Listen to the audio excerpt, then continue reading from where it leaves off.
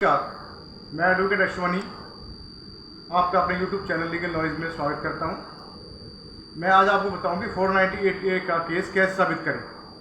498A जैसा कि आप जानते हैं, 498A की जो धारा जो बनाई गई थी वो इसलिए बनाई गई थी ताकि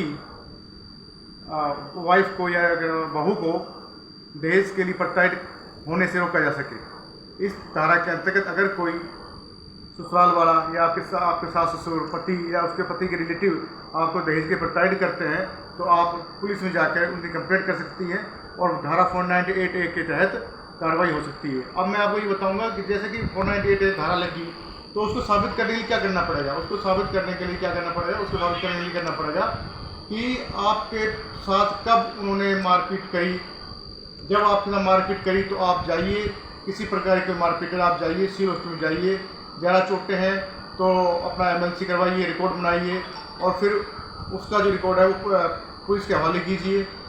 इससे आपको एक सबूत मिल जाएगा। और अगर आप इसके अलावा आपसे कोई ताने मारता है या दहेज का बनाने के लिए प्रताड़ित करता है, आपको भूखा रखा जाता है, आपसे ये कहा जाता है कि अपने पापा पैसे मंगा, तो उनकी आवाज़ रिकॉर्ड कर सकती हैं आप उनकी वीडियो बना सकती हैं।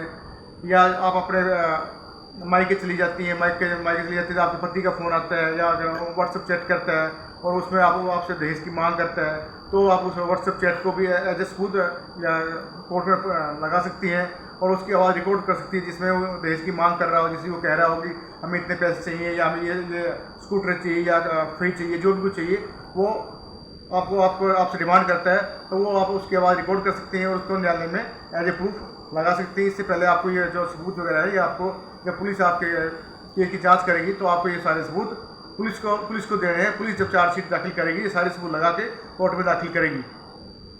इसके अलावा अगर आपका बच्चा नहीं हो रहा है, उसके लिए आपको प्रताड़ित किया जा रहा है, या आपको लड़की पैदा हो गई है, कई बार ससुराल की उम्मीद होती है कि लड़का पैदा हो और आपकी लड़की पैदा होगी और उसके लिए आप ताने मारे जा रहे हैं कि हमें तो लड़का चाहिए था, तो वो भी 498 के तहत ही अपराधी का श्रेणी में आता है। इसमें 3 साल तक के कारावास और जुर्माना तक का प्रावधान है। इसलिए अगर किसी के साथ ऐसी कोई प्रॉब्लम होती है तो 498 धारा के अंतर्गत आप पुलिस में जाइए और अपनी FIR दर्ज करवाइए। और इसमें ये ज़्यादातर ये देखा गया है कि जो 498 के ज़्यादा मैटर होते हैं उसमें ज़्यादा एक्विटल हो जाता है, यानी पत्नियाँ जो हैं वो केस हार जाती है। उसका मेन कारण यही है कि वो बढ़ा चढ़ा ढाकर अपनी बातें बोलती हैं। आपके जो हुआ है जो आपके साथ गलत हुआ है उसको आप बिल्कुल सही तरीके से जिस तारीख को जिस समय जिसने आपके साथ गलत किया था उसका ही नाम लिखाइए। कई बार क्या होता है, पत्नियां जो है गुस्से में आके सास के नाम ससुर का भी नाम, देवर का, जेठ का, सबका नाम लिखवा देती हैं गुस्से में आके। ऐसा नहीं करना। जिन लोगों ने आपके साथ गलत किया है उनका ही नाम लिखवाइए और समय बताइए, इस दिन वो आदमी आया था या इस दिन मेरी ननद मेरे घर पर आई थी और उन्होंने मेरे को दहेज के प्रताड़ित किया। जब आप बिल्कुल सच्ची होंगी तो आप बिल्कुल इसको अपनी बात को प्रूव कर पाएंगी। अगर आप बढ़ा चढ़ा के या किसी कहने के अनुसार आप अपने कंप्लेंट बढ़ा चढ़ा कर बोल देती हैं तो फिर जब कोर्ट में जो आपकी गवाही की बारी आएगी तो आप उस बात को प्रूव नहीं कर पाएंगी और आप अपना केस हार जाएंगी।